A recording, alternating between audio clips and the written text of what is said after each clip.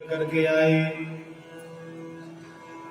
तो सब द्वारिकावासी बड़े दुखी हुए और वसुदेव जी ने अपने पुत्र की कुशल कामना के लिए तुरंत भगवती दुर्गा जी का शतचंडी पाठ प्रारंभ करवा दिया। सब दुर्गा जी की आराधना करने में लग गए। शतचंडी यज्ञ प्रारंभ हुआ। ब्राह्मण दुर्गा जी की विधिवत पूजा करवाते हैं और सुंदर वेद मंत्रों से दुर्गा की स्तुति करते हैं। मार्कंडेय पुराण में दुर्गा जी की स्तुति वर्णित है। आप भी अपने घरों में नवरात्रों के अवसर पर दुर्गा जी का जैसा भी व्यवस्था होती है उसके अनुरूप आप सब पूजा पाठ करते हैं, व्रत करते हैं। आपने एक भजन में माँ भगवती दुर्गा जी का ध्यान किया। अब हाथ जोड़ करके आंखें बंद करके दुर्गा जी का ध्यान कीजिए। नित्योत्तम शमय प्रभम मृगपति स्कंद सितां भीषणम् कन्या भी करवाल कीट बिलस धस्ताभिराशेविताम् हस्तैश्चक्र गदासि कीट विशिखां चापं गुणं तर्जनीम् बिभ्राणम् अनलात्मिकं शशिधरं दुर्गां त्रिनेत्रां भजे। उपतस्सूर्महामाया दुर्गा कृष्णो वल्लभे। इस प्रकार से द्वापर में भगवान जी की कुशल कामना के लिए कि हमारे कन्हैया जल्दी आ जाएं, हे मां भगवती यदि वो कहीं किसी संकट में हैं तो आप उनकी रक्षा करें। द्वारिका में दुर्गा आराधना प्रारंभ हो गई और संकटों से बचाव के लिए ही दुर्गा जी की आराधना की जाती है। माता के बहुत रूप है। आप लोग विवाह शादी जब करते हैं तो वहां भी कुल देवी देवताओं की पूजा करते हैं, उनमें दुर्गा जी की पूजा होती है।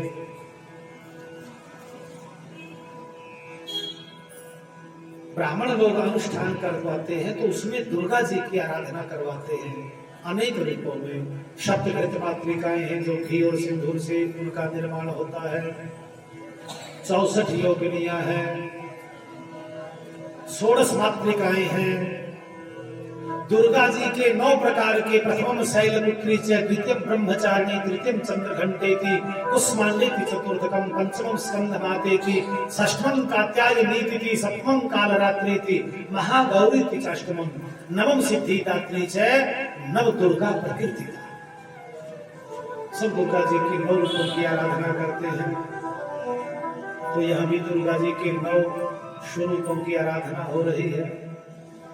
महाकाली, महालक्ष्मी और महासरस्वती ये दुर्गा जी के 3 प्रकार के चरित्र हैं। दुर्गा जी की आराधना हुई। अब ये आराधना में आरती चल रही थी। भगवती जी की सब आरती कर रहे हैं और आप लोग सभी यदा कदा ओम जय अम्बे गौरी ये तो सब करते हैं।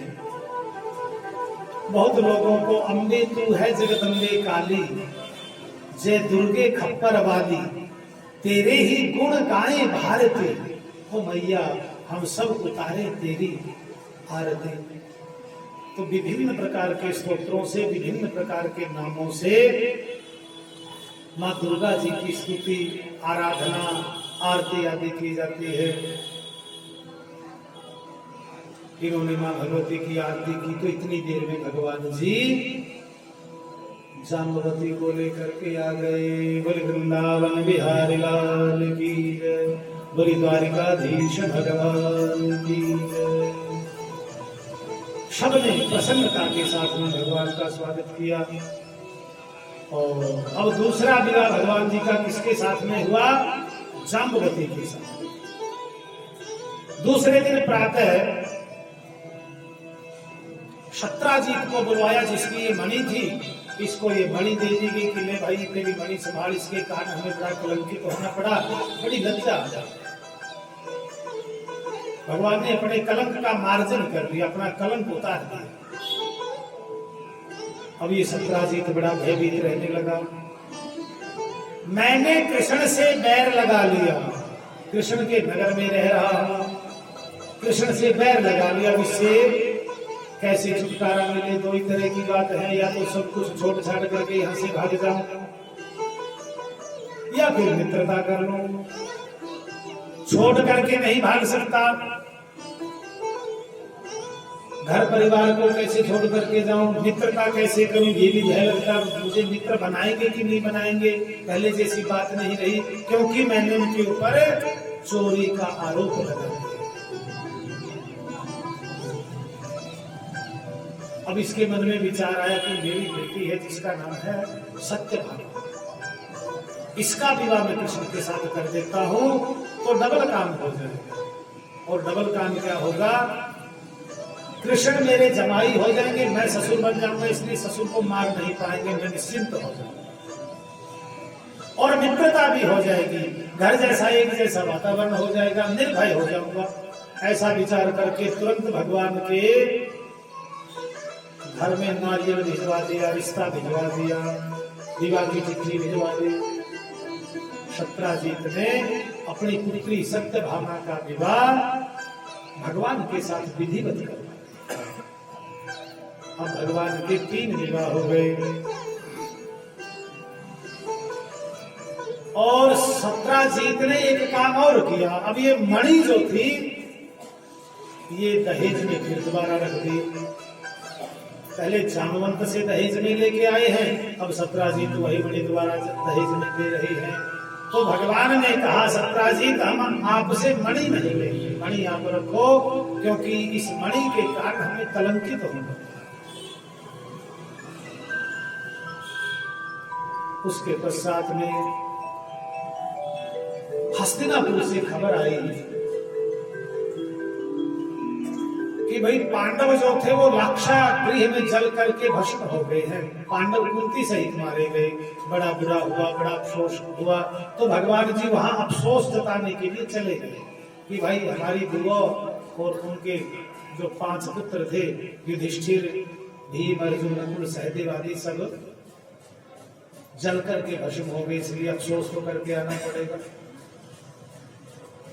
इधर द्वारिका में 2 यादव थे जिनके नाम थे अक्रूर, कृतवर्मा, कृतवर्मा और सतधनवा। ये कृतवर्मा और सतधनवा ऐसे वीर योद्धा थे, इन्होंने मिलकर के सत्राजीत को मार दिया। अरे सत्राजीत बड़ा धोखेबाज निकला, हमें कहता रहा कि मैं अपनी बेटी का विवाह तुम लोगों के साथ करूंगा, लेकिन हमें बेटी ना देकर के इसने कृष्ण को बेटी दे दी, इसलिए इसको मार दिया। अब इन्होंने मिलकर के सत्राजीत का वध कर दिया, मणि लेकर के निकल गए। तो भगवान जी ने जब आकर के ये वृतांत सुना तो सतधनवा को भगवान ने मार दिया और मणि ला करके वापस उनको दे दी। बोली वृंदावन बिहारी लाल की जय। उसके बाद भगवान जी ने कालिंदी आदि 5 कन्याओं के साथ में विवाह किया। भगवान की सबसे बड़ी पटरानी थी रुक्मणी जी, दूसरे नंबर की पटरानी हो गई शाम्भवती, तीसरे नंबर की पटरानी हो गई सत्यभामा। उसके बाद भगवान ने कालिंदी, मित्रविंदा, सत्याभद्रा और लक्ष्मणा के साथ में विवाह किया। इस प्रकार भगवान के विवाह हो गए 8 पटरानियां भगवान की हो गई। एकदा पांडवान् दृष्टुम् प्रतीतान् पुरुषोत्तमम् इंद्रप्रस्थं गते श्रीमान् युयुधानः तिथिर्भृत। इस प्रकार भगवान ने 8 विवाह कर लिए।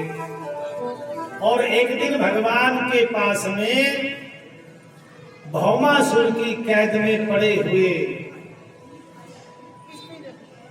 16,100 राजकन्याओं का संदेश आ गया। हे कन्हैया, हमें इस भौमासुर की कैद से निकालिए, हमारा भी उद्धार कीजिए। आप पृथ्वी का भार उतारने के लिए आए हैं, भक्तों का उद्धार करने के लिए आए हैं, हमारी भी सुन लीजिए करुण पुकार। तो भगवान जी ने यथाहतो भगवतां भौमो येन चैतां स्त्रिय निरुद्धा एतदा चक्षुः विक्रमं सारंग धनवन। भगवान जी भौमासुर के नगर में गए और यहाँ भगवान जी ने भौमासुर के नगर में जब भगवान जी गए तो इनके साथ में सत्यभामा गए। गरुड़ के ऊपर आरूढ़ होकर के भगवान जी गए, भौमासुर के साथ में संग्राम हुआ। शकुंडलम चारु किरीट भूषणम पभो पृथिव्यां पतितं समुज्ज्वलात् हाहेति साध्यत्य विषय सुरेश्वरा माल्यैर्मुकुन्दं विकिरन्ति ईडिरे। भगवान ने भौमासुर का वध किया, इसकी कैद में पड़ी हुई 16,100 कन्याओं को निकाल दिया। इन कन्याओं को भगवान जी ने कहा कि तुम अपने सब घर को जाओ। इन्होंने कहा, हे प्रभु, अब हम अपने किस घर में जाएं, हमारा घर है कहां? इस दुष्ट भौमासुर ने हमें अपनी कैद में रख लिया, हम कलंकित हो गए, इसलिए अब आप हमारा उद्धार करें। तो भगवान जी ने इन सब के साथ में भी विवाह कर दिया।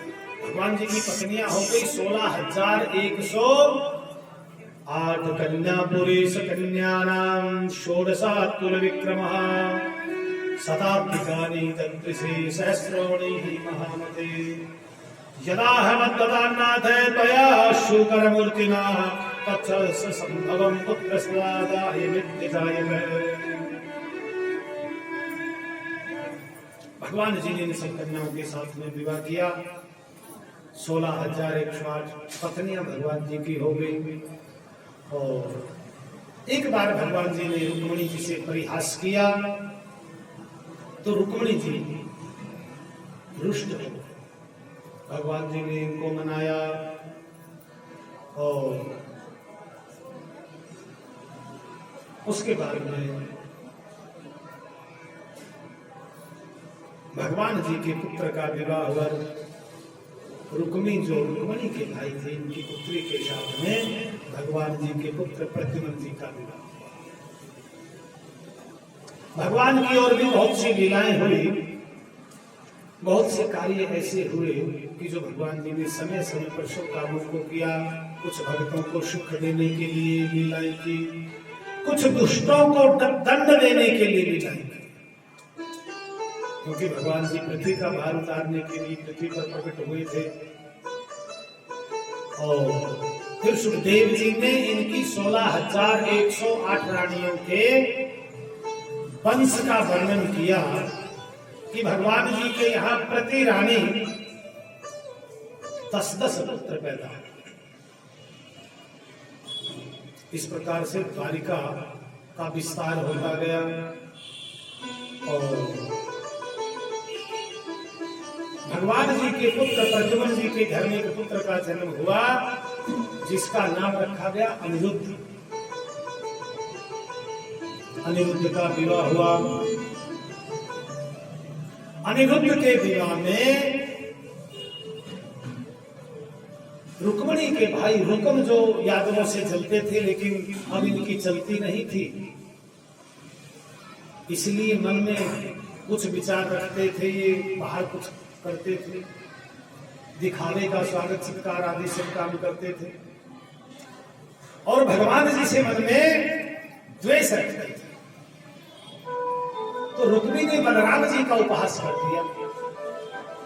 बलराम जी का उपहास किया तो बलराम जी ने रुक्मी का वध कर दिया। बोले बलराम भगवान की जय।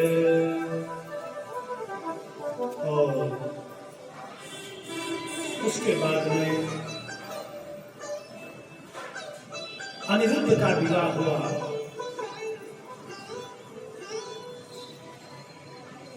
बाणासुर की पुत्री उषा के साथ। बाणस्य तनयां सामुत्पैते यदुत्तमं तत्र युद्धं भूद्घोरं हरिशंकरयोर्मः। बाणासुर भगवान शंकर के परम भक्त थे। इनकी पुत्री थी उषा। उषा को एक दिन स्वप्न आया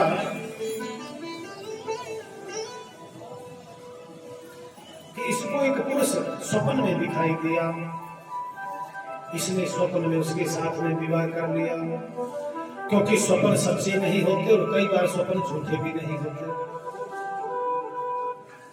स्वप्न में क्या दिखे, कई अच्छा स्वप्न का कई संत वर्णन करते कि स्वप्न होता कुछ नहीं। फिर स्वप्न होता क्या है? जब कुछ होता ही नहीं तो स्वप्न होता क्या? कुछ तो असल होता है। स्वप्न होता है सोए हुए किसी बहुत प्राचीन काल की बात का दिखाई दे।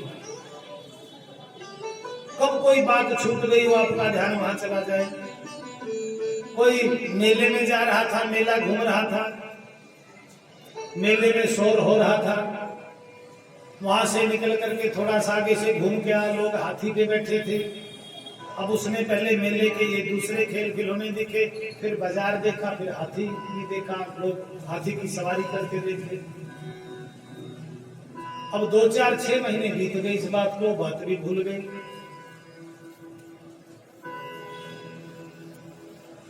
6 महीने के बाद इसको सपना आया कि भाई मैं तो हाथी पे बैठा और लोग मेरे आगे पीछे भाग रहे हैं, मेरी सेवा शुश्रूषा कर रहे हैं, बहुत पब्लिक मेरे आगे पीछे जा रही है। अब ये मेले का जो भाव था उसका लोगों को देख रहा था, वो उसके दिमाग में आ गए। वो बात वहां से वहां मुड़ करके हाथी के साथ में जुड़ गई, तो वो अपने आप को ही उस स्वप्न में मांगने लग गया। कभी की बात कहीं जाकर के जुड़ जाती है, इसी को स्वप्न कहा जाता है। स्वप्न में जो होता है वो सत्य नहीं होता। और कई बार देखो स्वप्न भी कई प्रकार का होता है। रात्रि के प्रथम पहर में सब जागते हैं, दूसरे पहर में स्वप्न आता है जो 11-12 बजे से पहले तक, उसका कोई अर्थ नहीं होता, चाहे अच्छा हो चाहे बुरा हो। तीसरे पहर में 2-2:30 बजे तक यदि कोई स्वप्न आया, उसके बाद आप सो गए तो उसका भी कोई अर्थ नहीं होता।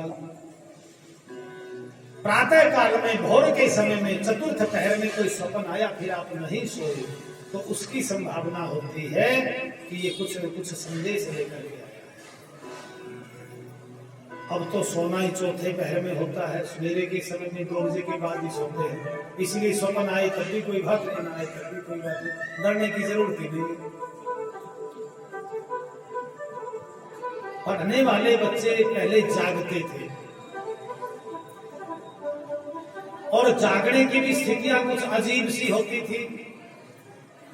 पहले पहर में रात को 7-8 बजे तक सब जागते हैं, भोजन पानी रोटी खाते हैं, पहले पहर सब जगे।